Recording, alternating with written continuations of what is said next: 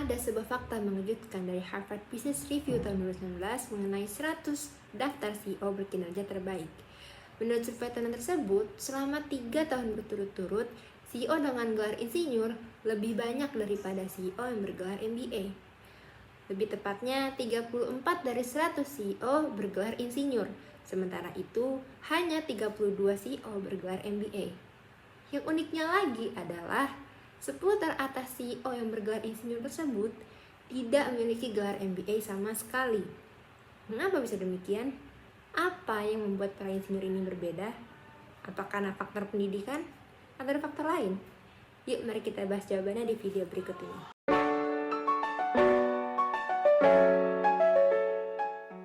Jeff Bezos, CEO dari Amazon, Tim Cook, CEO dari Apple, dan Lisa Su, CEO dari AMD merupakan beberapa contoh CEO insinyur yang tidak memiliki gelar MBA sama sekali.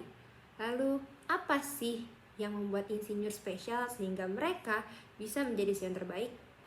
Menurut Jane Messiter, founder dari Future Workplace Academy dan global expert terkait the future of work, mengatakan bahwa insinyur memiliki 3 karakteristik unik yang membuat mereka bisa menjadi CEO terbaik, yaitu penguasaan data, system thinking, dan problem solving. Dengan penguasaan data, mereka bisa melihat pergerakan pasar, merumuskan produk dan layanan yang sesuai tren kebutuhan pelanggan, dan mengefisiensikan produk produksi dan operasional perusahaannya. Dengan kemampuan sistem thinkingnya, mereka bisa menganalisis suatu masalah dan mengkaji masalah tersebut dari berbagai sudut. Secara alamiah, seorang insinyur pandai memecah mesin yang kompleks menjadi bagian-bagian yang lebih sederhana sebelum menyusunnya kembali di kepala mereka. Bisa kita simpulkan bahwa yang membuat para CEO insinyur ini bisa menjadi CEO terbaik bukanlah karena gelarnya, melainkan karena karakteristik unik yang dimilikinya. Nah, pertanyaannya adalah bagaimana cara mereka mengembangkan karakter tersebut? Bisakah kita sebagai orang biasa mengembangkan karakter tersebut secara otodidak? Jawabannya tentu saja bisa.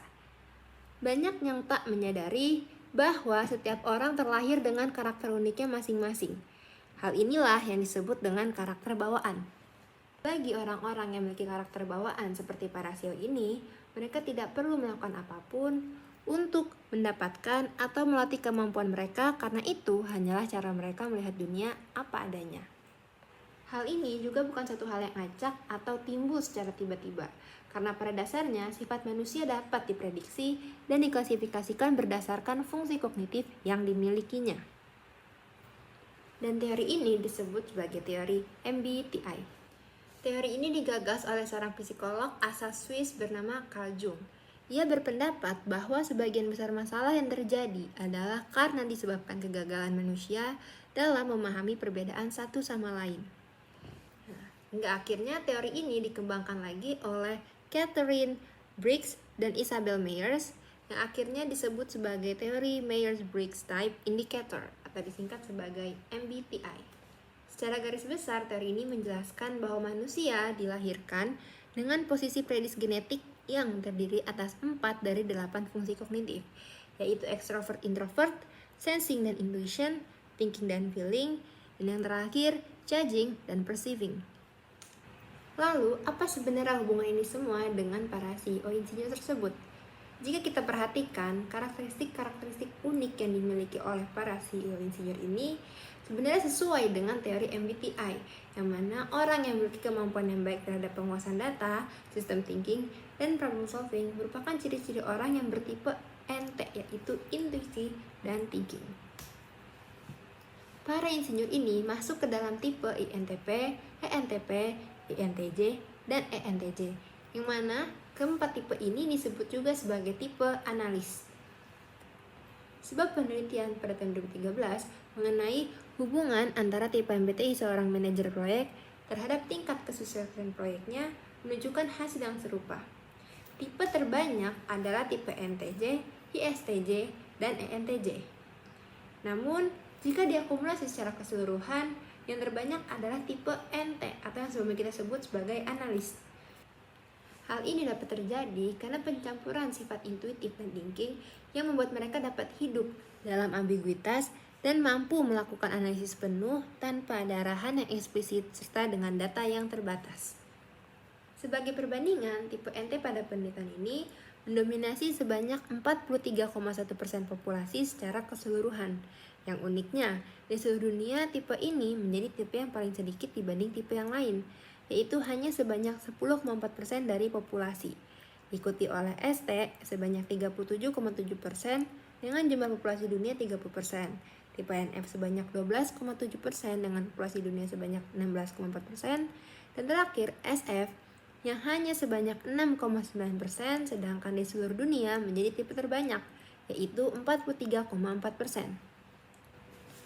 Dapat disimpulkan, jika kita bekerja di bidang yang membutuhkan analisis dan daya persistensi yang tinggi terhadap pemecahan masalah, kita akan sering menemukan orang dengan tipe analis. Lalu, bagaimana dengan tipe yang lain seperti tipe NF dan SF misalnya? Untuk NF sendiri, mereka memiliki daya imajinasi yang tinggi sehingga disebut juga sebagai seorang pemimpi. Mereka akan cocok bekerja di bidang yang mengutamakan kebebasan dan tidak menuntut untuk membuat keputusan yang tepat dan cepat, karena kemungkinan keputusan mereka akan cenderung bersifat bias. Pekerjaan yang direkomendasikan antara lain seperti penulis, motivator, aktivis, dan seniman. Sedangkan orang yang bertipe SF, mereka adalah orang yang fokus terhadap fakta dan data yang terkait dengan manusia. Banyak pekerjaan yang cocok untuk mereka, terlebih jika pekerjaan itu bersifat struktural dan prosedural. Mereka juga bukan tipe orang yang banyak menuntut dan siap ditempatkan di mana saja, selagi tidak membutuhkan penalaran dan daya imajinasi yang berlebih. Kedua tipe ini juga menjadi tipe yang paling mudah bergaul, terlebih jika ia adalah seorang ekstrovert. Tentu akan dengan senang hati berkecimpung di bidang yang membutuhkan kemampuan komunikasi dengan kelompok yang lebih luas. Saat ini kita hidup di dunia yang penuh ambiguitas, di mana segala sesuatunya berjalan sangat cepat dan penuh ketidakpastian.